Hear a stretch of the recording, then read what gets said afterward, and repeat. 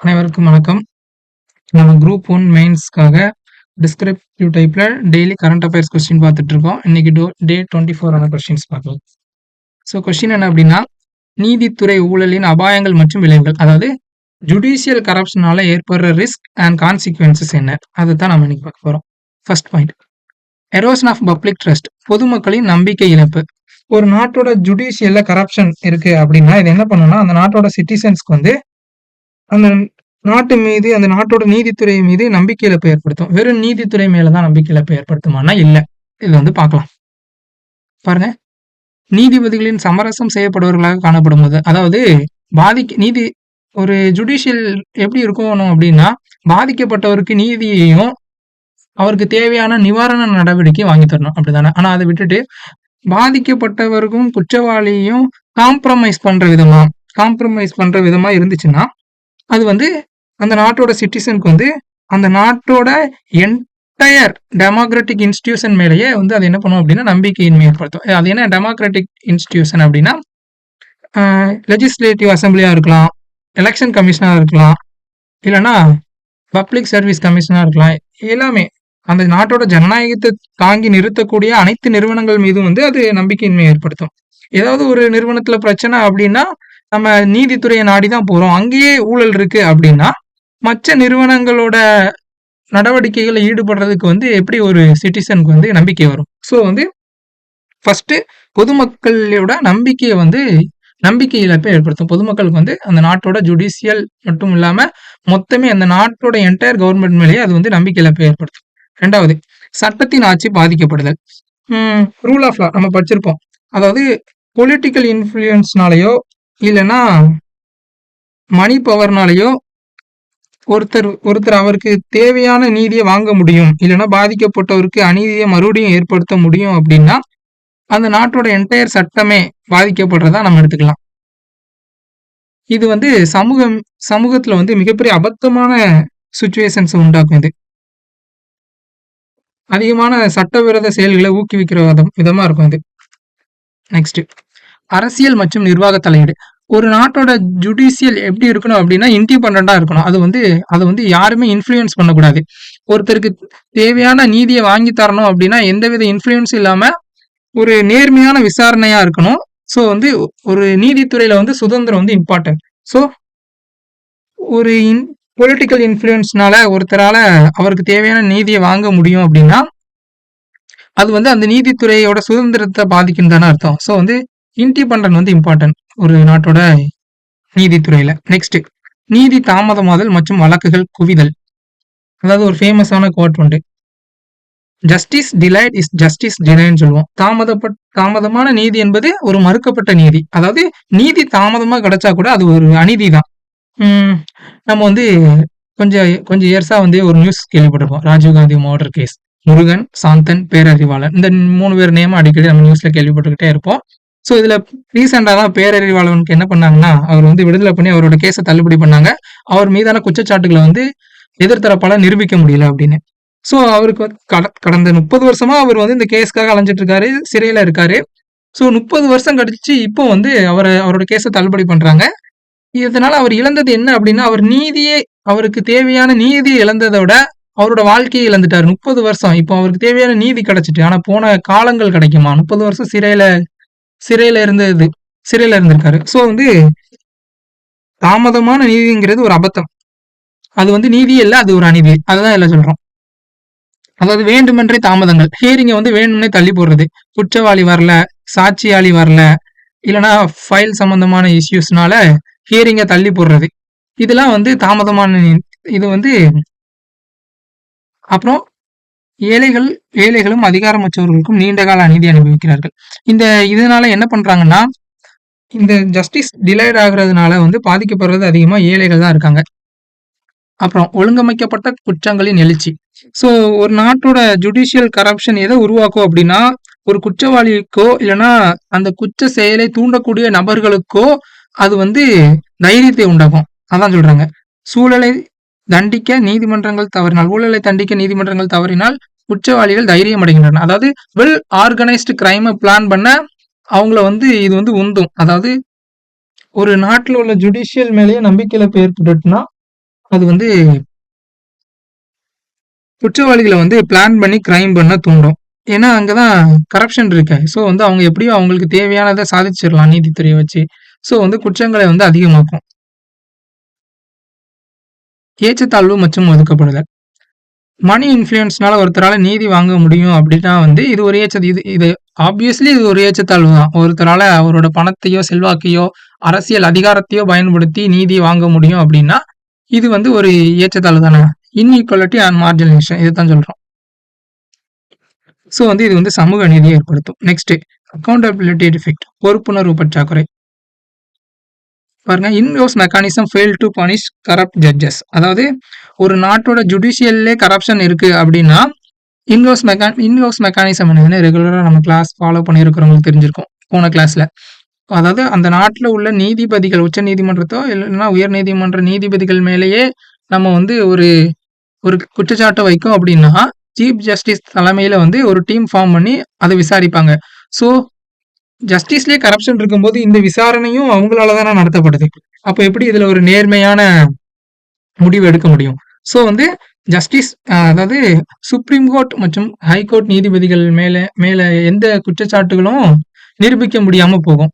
ஏன்னா entire judicial சிஸ்டம்லயே corruption இருக்கும்போது அங்க இருக்கிறவங்க மேலேயும் அதை விசாரிக்கிற அவங்க மேல எப்படி நம்பகத்தன்மை ஏற்படும்?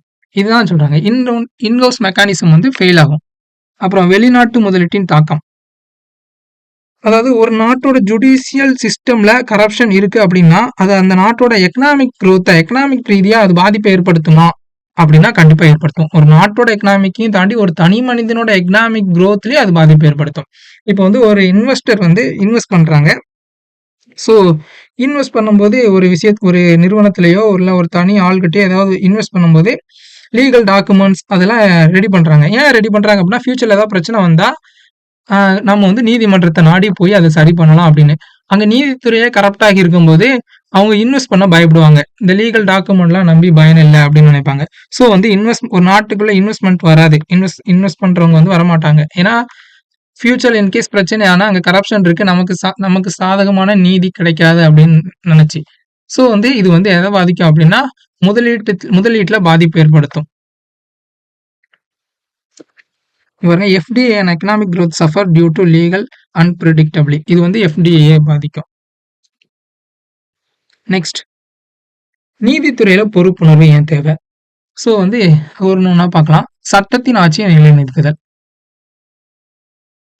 ஒரு ஒரு அதிகாரம் அரசியலமைப்பு வரம்புக்குள் பயன்படுத்துவதை உறுதி செய்கிறது. அதாவது ஒரு ஒரு தனி மனிதன் இல்லைன்னா ஒரு ஒரு அரசியல்வாதி இல்லைன்னா ஒரு நிறுவனம் அது வந்து அதோட அதிகாரம் வந்து அரசியலமைப்புக்கு உட்பட்டு தான் அது வந்து அதிகாரத்தை யூஸ் பண்ணுதா இல்லைன்னா அது அதோட பவர்ஸ் வந்து மிஸ்யூஸ் பண்ணுதா அதை வந்து அதுல ஏற்படுற பிரச்சனைகள் நம்ம எங்க கொண்டு போறோம் அப்படின்னா நீதித்துறை கிட்ட தான் கொண்டு போறோம். ஸோ நீதித்துறை வந்து பொறுப்புணர்வா இருக்கிறது தான் அதிகார துஷ்பிரயோகத்தை தடுக்கிறது.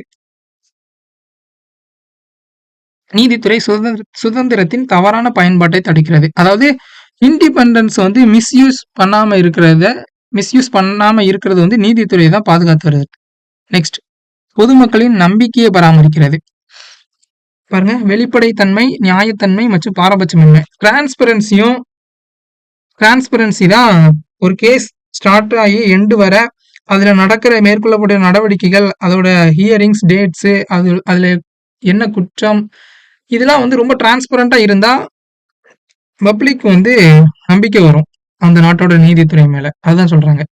நெக்ஸ்ட் ஊழலை தடுத்தல். ஊழலை தடுக்கிறதுல முக்கியமான பங்கு வந்து நீதித்துறைக்கு தான் இருக்கு.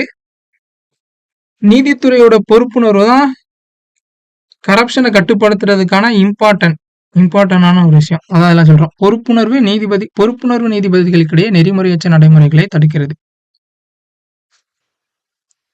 நெக்ஸ்ட் நீதித்துறை சுதந்திரத்தை உறுதி செய்கிறது. அதாவது ஜுடிஷியல் அக்கௌண்டபிலிட்டி என்ன பண்ணுது அப்படின்னா இன்டெகிரிட்டி உருவாக்குது, ஒருமைப்பாட்டை உருவாக்குது. இது வந்து இன்டர்ஃபரன்ஸை தடுக்குது, ஒரு பொலிட்டிக்கல் இன்டர்ஃபரன்ஸோ மணி இன்டர்ஃபரன்ஸோ தடுக்குது. நெக்ஸ்ட் தாமதங்களை நிவர்த்தி செய்தல். வெளிப்படையான வழக்கு மேலாண்மை முறைகள் நிலுவையை குறைக்கின்றன. அதாவது ஒரு கேஸ் வந்து ஒரு டிரான்ஸ்பரண்டா நடந்தா அது வந்து டிலே ஆகுறத வந்து கண்ட்ரோல் பண்ணுது. நம்ம ஆல்ரெடி பார்த்துருப்போம். டிலே ஆனா என்னென்ன ஆகுதுன்னு. ஸோ வந்து டிரான்ஸ்பரன்சி தான் இதை என்ன பண்ணுது அப்படின்னா டிலேயை வந்து கம்மி பண்ணுது. அப்புறம் அடிப்படை உரிமைகளை பாதுகாத்தல். ஆப்வியஸ்லி இது நமக்கு தெரியும். நீதி நீதித்துறை தான் என்ன பண்ணுதுன்னா அடிப்படை உரிமைகளை பாதுகாக்கிறது. ஸோ ஜுடிஷியல் அக்கௌண்டபிலிட்டி வந்து இம்பார்ட்டன்ட். அதாவது சமூக நீதிக்கு மக்களோட அடிப்படை உரிமைகளை வந்து பாதுகாக்கிறதுக்காக. நெக்ஸ்ட் அதிகார துஷ்பிரயோகத்தை தடுத்தல். பவர்ஸை மிஸ்யூஸ் பண்ணாம இருக்கிறத கண்ட்ரோல் பண்றது யாரு? கண்ட்ரோல் பண்றதுக்கு முக்கியமானது வந்து நீதித்துறை தான்.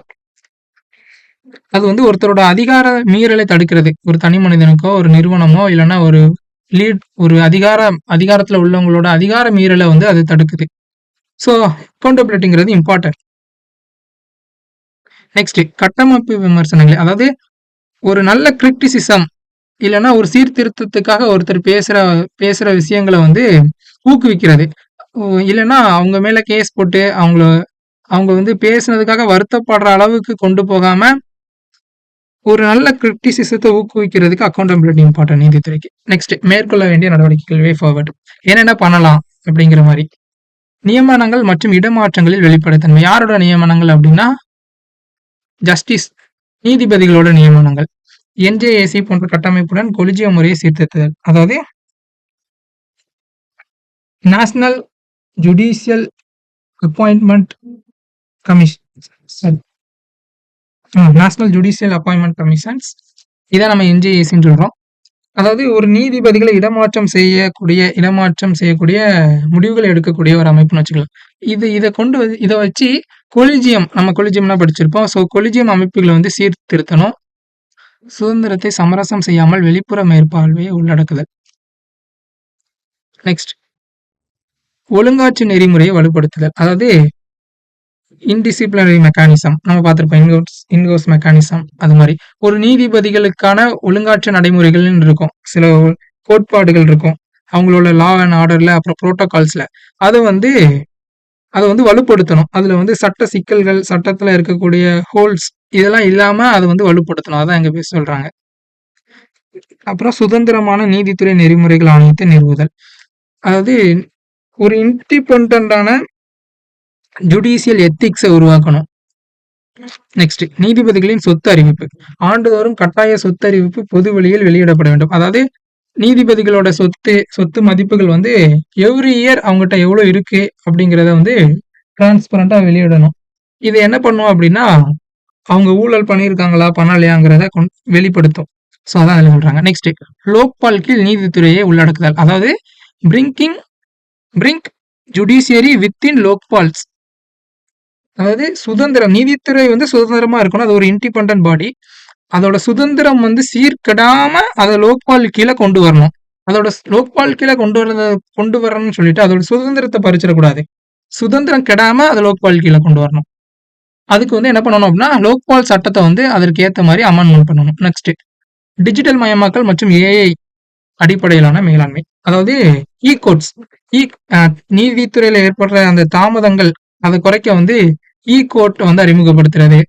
அப்புறம் ஆர்டிஃபிஷியல் இன்டெலிஜென்ஸ் யூஸ் பண்ணி டிலேயை கட்டுப்படுத்துறது. இப்போ இது மாதிரி விஷயங்கள் எல்லாம் ஆர்டிஃபிஷியல் இன்டெலிஜென்ஸ் யூஸ் பண்ணி பண்ணும்போது ஒரு மனிதனோட மைண்ட் அங்க இல்லாம அது மனிதனோட மைண்ட் இருக்கிறதுனால தான் அது பல விதமான பயாஸை உருவாக்கும். ஒரு ஆர்டிஃபிஷியல் இன்டெலிஜென்ஸ் அது பயாஸை உருவாக்காது. ஸோ இந்த மாதிரி விஷயங்களை பண்றது. நெக்ஸ்ட் அகில இந்திய நீதித்துறை சேவைகளை செயல்படுத்துதல். Implement all India judicial service. அதாவது ஒருங்கிணைந்த ஒரு நாட்டுல வந்து ஒருங்கிணைந்த துறைகள்னு நம்ம நிறைய பார்த்திருப்போம். அது மாதிரி ஒரு ஒருங்கிணைந்த நீதித்துறையை வந்து உருவாக்கணும். ஆல்ரெடி இந்தியாவோட நீதித்துறை அப்படிதான் இருக்கும். நெக்ஸ்ட் உறவினர் ஆதரவு மற்றும் பிராந்திய பாகுபாட்டை குறைத்தல். அதாவது ஒரு குறிப்பிட்ட வட்டாரத்துல இருந்து இருக்கக்கூடிய ஒரு நீதிபதி வந்து அது ரிலேட்டடான பிராந்திய மக்களுக்கு சப்போர்ட்டாவோ இல்லைன்னா அவங்களோட தெரிஞ்சவங்க அந்த மாதிரி சப்போர்ட்டாவோ போயிடக்கூடாது அப்படிங்கறத சொல்றது.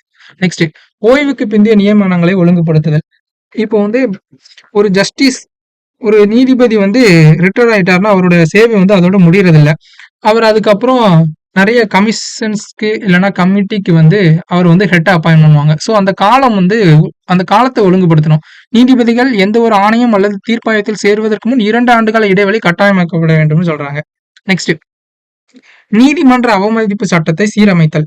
அதாவது ரீஃபார்ம் கண்டெம்ப்ட் ஆஃப் லா. அதாவது ஒரு நீதிமன்றம் வந்து தப்பு பண்ணும் போச்சுல, இல்லன்னா அது வந்து பயாஸா இருக்கும் போச்சுல வந்து, எதிர்த்து கிரிட்டிசைஸ் பண்றவங்கள வந்து நீதிமன்ற அவமதிப்பு சட்டத்துல அவங்கள தூக்கி ஜெயில்ல போட்டுருந்தாங்க. ஸோ நீதித்துறைய எதிர்த்து கேள்வி கேட்க ஆள் இல்லாம போகுது. அது வந்து விமர்சனம் பண்ணா கூட மக்கள் வந்து பயப்படுற நிலைமைய வந்து நீதிமன்ற அவமதிப்பு சட்டம் உருவாக்கும். ஸோ வந்து அதோட சட்டத்த வந்து சீரமைக்கணும். நீதிமன்ற அவமதிப்பு என்பதை தெளிவாக வரையறுத்து பேச்சு சுதந்திரத்தை பாதுகாக்க வேண்டும். கிரிட்டிசைசம் நீதித்துறைய வந்து ஒரு நல்ல விதத்துல கிரிட்டிசைஸ் பண்றது வந்து ஒரு பேச்சு சுதந்திரம். மனிதனோட பேச்சு சுதந்திரம் அப்படிதானே? ஸோ வந்து இந்த ரீஃபார்ம் அதாவது கண்டெம்ப்ட் ஆஃப் லாவ வந்து ரீஃபார்ம் பண்ணணும். நியாயமான விமர்சனங்கள வந்து ஊக்குவிக்கிற மாதிரி இருக்கணும். Next conclusion. அதாவது டிரான்ஸ்பரன்சி, அக்கவுண்டபிலிட்டி அப்புறம் வந்து அன்பயாஸ் ஜஸ்டிஸ் இதான் வந்து நம்மளோட ஒரு நாட்டோட மக்களுக்கு வந்து அந்த நாட்டோட நிர்வாகத்தின் மேலேயோ நீதித்துறை மேலேயோ ஒரு நன்மதிப்பையும் ஒரு நம்பிக்கையும் ஏற்படுத்துறது. ஸோ வந்து அதை பாதுகாக்கிறது வந்து ரொம்ப இம்பார்ட்டன்ட். ஸோ அனைவருக்கும் சமமான நீதியை உருவாக்கணும். ஒரு நாட்டோட ஜஸ்டிஸ் என்னைக்கும் பயாஸா போயிடக்கூடாது. அனைவருக்கும் சமமான நீதியை உருவாக்கணும்னு சொல்றோம். அவ்வளவுதான். தேங்க்யூ.